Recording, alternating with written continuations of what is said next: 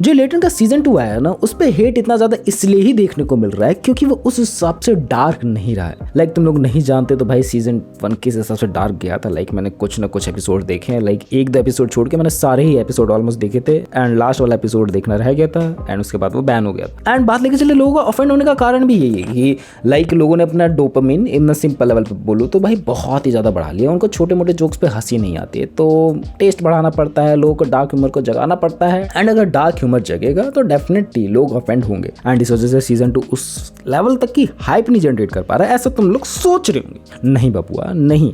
Season 2 की बात लेके चले ना भाई, कंपैरिजन वाइज इसने बहुत ही अच्छा रिस्पांस दिखाया है। जो उसका एपिसोड 2 आया ना उसने बहुत ही ज़्यादा अच्छा रिस्पांस दिखाया है। समीरा ने अपने स्टोरीज वगैरह में बताया कि भाई कंपैरिजन करा जाए ना कि उनकी बाकी वीडियोस के मुकाबले में लाइक जो एपिसोड 1 आया तो उससे भी बहुत अच्छा परफॉर्म किया। बाकी वीडियो सब प्राइवेट हो रखी है तो सबसे कंपैरिजन नहीं करा जा सकता है एंड लोग इससे ना दो गुटों में बहुत ज़्यादा बढ़ गए। एक कह रहे हैं कि भाई हाँ सीजन 2 आया अच्छा लग रहा है देखने में, लाइक मैं भी उस कैटेगरी के अंदर आता हूँ। एंड जो दूसरा ग्रुप है ना जो बोल रहा है कि भाई उसको उस लेवल तक के डार्क जोक्स देखने को नहीं मिल रहे, उसको उस लेवल तक का क्रेज देखने को नहीं मिल रहा कि भाई हाँ कुछ अंदर से डार्क जोक्स मारे जा रहे हैं। मैं सिंपल ज़्यादा बताऊं, जानबूझ के चीज़ें करी गई एंड समीरा को भी बैकएंड में पता है कि भाई एक बंदा जो बहुत ही ज़्यादा हरामी हो, अगर वो सभ्य हरकतें करे लोग उसको बेयर कर लेंगे भाई हाँ सभ्य हरकतें कर रहा है, लेकिन एक सभ्य बंदा बेकार हरकतें करे उसको बर्दाश्त नहीं कर सकते। लाइक वही नॉन वेज और वेज जो का एग्जांपल लेके चले कि भाई एक नॉन वेज वाला बंदा एक वेज चीज़ खा सकता है लेकिन वेज वाला बंदा नॉन वेज चीज़ें नहीं खा सकता है। सो वही एग्जांपल यहाँ पर भी होता है कि भाई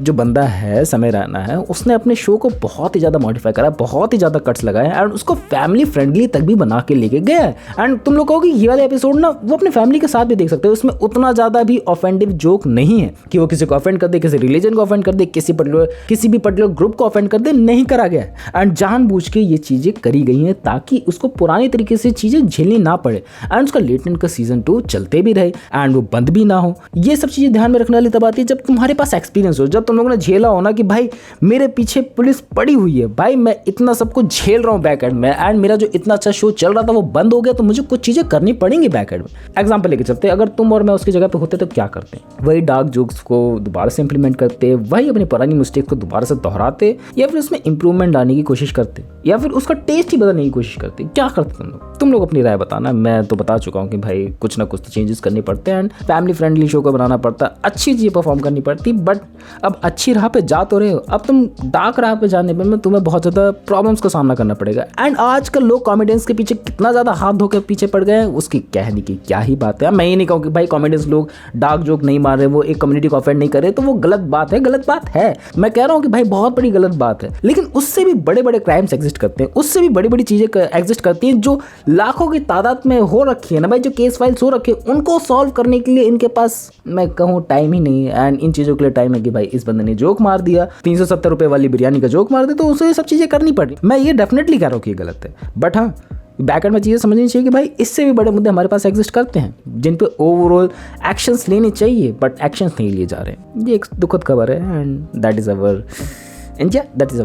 एंड इसमें ये चीज़ मैं ज़रूर ऐड करना चाहूँगा कि भाई ये जो सीजन 2 आया है, अगर इस सीजन 2 की जगह सीजन 1 ये इसका नाम रख के लॉन्च करा जाता, ये उस लेवल तक की हाइप जनरेट दोबारा नहीं कर पाता। अगर बात लेके चले एपिसोड 1 कभी बंद नहीं होता, एपिसोड 1 की उतनी ज़्यादा हाइप नहीं रहती तो सीजन 2 भी उस हिसाब से नहीं चल पाता, क्योंकि लोग ज़्यादातर जो देख रहे हैं इसको नॉस्टैल्जी की वजह से देख रहे हैं। हाँ, इसके पैनल में जो ग्रुप्स हैं, इनके पैनल में जो लोग आ रहे हैं उनकी वजह से देख रहे हैं, इनके पैनल में जो जोक्स मारे गए, जो टैलेंटेड लोग आ रहे हैं, जो लेटेंट के लोग आ रहे हैं, भाई उनकी वजह से बंदे देख रहे हैं। बट अगर सीजन 1 उस हिसाब से नहीं चला होता ना तो नॉस्टैल्जिया की वजह से लोग इन पे उतने व्यूज़ नहीं बरसा रहे होते, उतना ज़्यादा नहीं देखा जा रहा होता। एंड अगर कहा जाए जिस वजह से समय रैना जाना जाता है कि भाई डार्क कॉमेडी जोक्स ओवरऑल अगर वो चेंज कर रहा है, अगर वो रिवोल्यूशन ला रहा है कि भाई हाँ डार्क कॉमेडी उस हिसाब से मॉडिफाई करके बता रहा है बंदों को, that was good enough, we can bear with it.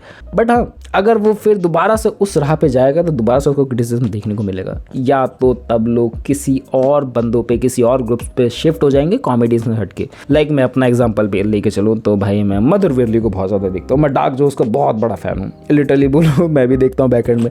मैं ये इन जोक्स को ना जोक्स की तरह ज़्यादा देखता हूँ। हाँ कुछ बहुत ही ज़्यादा बेतुकी चीज़ें कभी कभार हो जाती हैं कि भाई जो समझ में नहीं आता कि ऐसे जोक्स क्यों मारे जा रहे हैं, ऐसी चीज़ें क्यों करी जा रही हैं, बट एट देन वो परफॉर्म कर रहा है बंदा एंड परफॉर्म में वो कितना भी वाइल्ड जा सकता है। मैं जो सोच समझ के चलता हूँ कि भाई हाँ ये तो सिर्फ हमारे सामने और भी ज़्यादा कटा पिटा सीन है।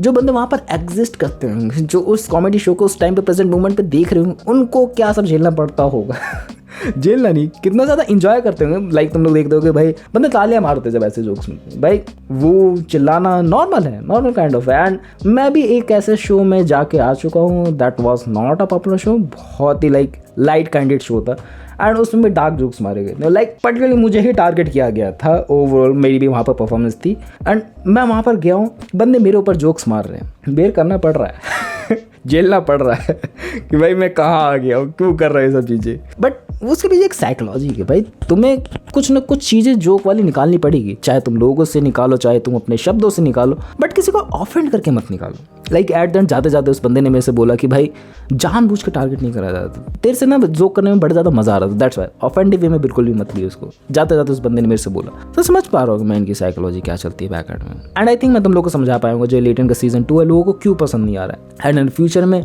क्यों पसंद नहीं आ सकता है एंड क्यों पसंद आ सकता है। गड़बड़े हैं दर्शक पे, मैं ये नहीं कहूँगी भाई उस लेवल तक की बात नहीं, या उस लेवल तक की बात नहीं, बट उस लेवल तक की बात दोबारा से अगर ले आए, उससे डबल लेवल तक की बात ले आए बंदा, दोबारा से बंदा जेल जा सकता है, दोबारा से उसके ऊपर डेथ थ्रेट्स आ सकते हैं जैसे बाकी लोगों पे आए थे। बाकी लोगों का जैसे करियर बहुत ज़्यादा इफेक्ट हुआ था, बंदा अपने एक्सपीरियंस से उन चीज़ों को दोबारा रिपीट करवाना नहीं चाहता क्योंकि उसको संभल के चलना, उसको इस इंडिया में रहना है।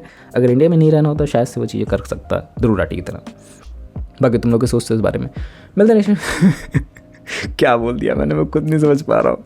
दस पता वीडियो, मिलते नेक्स्ट वीडियो में, बाय।